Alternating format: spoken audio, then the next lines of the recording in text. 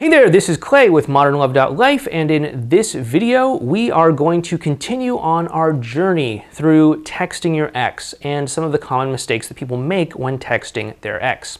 And specifically, we're going to talk about why your ex might not respond to your texts. And it is often because of the way that you are bringing yourself to texting your ex. It's the quality of energy that you're having. And what I mean by this is that you really want to calibrate to where your ex is at emotionally. Now, we all have this sort of temperature that kind of goes up and down throughout the day, this emotional temperature. And sometimes if we just got some great news or something like that, we're probably feeling really good. If you know, it's like maybe the middle of the afternoon, we're just had lunch, we're maybe a little bit sleepy, we're kind of here, and maybe if we're in a bad mood, maybe having a bad day or something like that, our emotional state is down here. And it can fluctuate. It fluctuates up and down for pretty much everybody at completely random points in time, right? So if you maybe haven't contacted your ex or haven't talked to your ex in a while, you don't know where they're at, right? You don't know. They could be up here, they could be down here, they could be way down here. You don't know. And so if you just go in and pretend to be super happy, right? That's one mistake that people often make, is they pretend to always be happy, right? If you're the always happy guy, then if your ex is down here, they're going to feel a strong level of disconnect from you, and they're not going to want to respond to you. They're going to think, oh, that guy's really happy, I feel like crap, clearly we have nothing in common, I'm just going to not respond, right? Now, if you're happy and they're happy, then that's great, but you don't know where they're at, right? So you don't want to just come in guns a-blazing. You want to actually kind of test the waters first. What we use is called the investor strategy. And you make a small investment and you look for a return on that investment. And if you get a return on that investment, you can feel comfortable to invest a little bit more.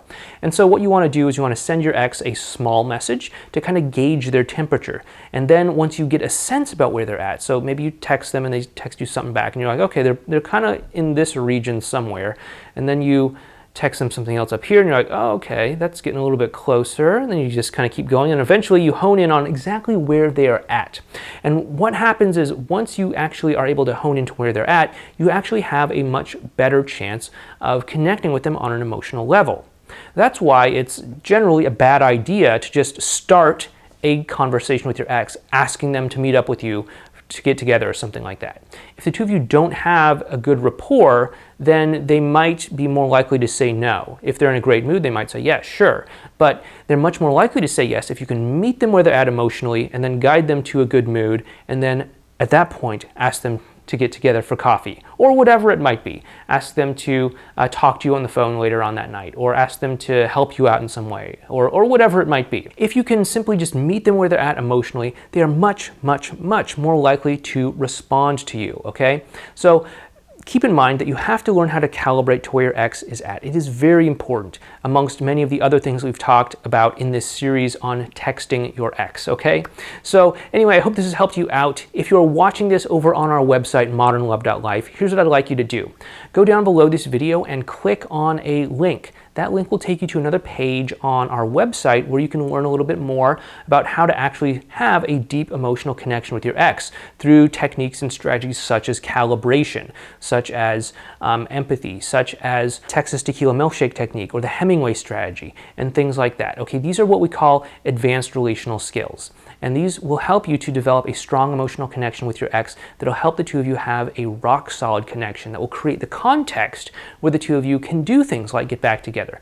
But you have to have the high quality emotional connection in place first before you'll ever be able to get back together with your ex.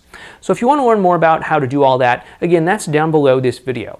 If on the other hand you're watching this video over on YouTube, of course I would really appreciate it a lot if you would like this video, subscribe to this channel, and maybe consider leaving a nice comment down below. But after you do that, you can go ahead and check out the description box for this video, and there'll be a link down there that'll take you to a website called Relationship Inner Game.